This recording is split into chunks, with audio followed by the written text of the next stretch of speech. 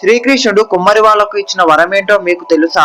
కృష్ణుడు చిన్నప్పుడు చాలా అల్లరి చేసేవాడు. దాంతో గ్రామస్తులు యశోదదేవి దగ్గరకు వచ్చి కృష్ణుడు చేసే అల్లరి పనుల గురించి చెప్పేవారు. ఒకరోజు చిన్ని కృష్ణుడి అల్లరి మితిమిరిపోవడంతో ఎలాగైనా శ్రీకృష్ణుడికి ఈ రోజు బుద్ధి చెప్పాలి అని అనుకుంటుంది.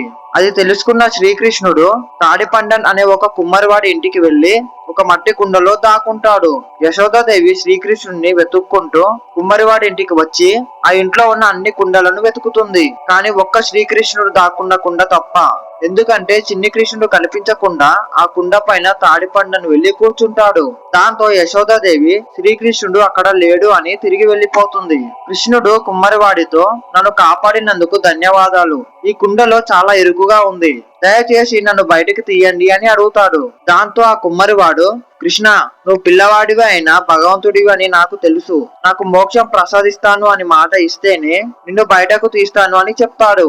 అది విన్న శ్రీకృష్ణుడు, నన్ను కాపాడవు కదా, సరేలే, నీ ఒక్కడికే కాదు, నన్ను దాచిన ఈ మట్టి కుండకు కూడా మోక్షం ప్రసాదిస్తున్నాను అని ఆ కుమ్మరి వాడికి వరం ఇస్తాడు.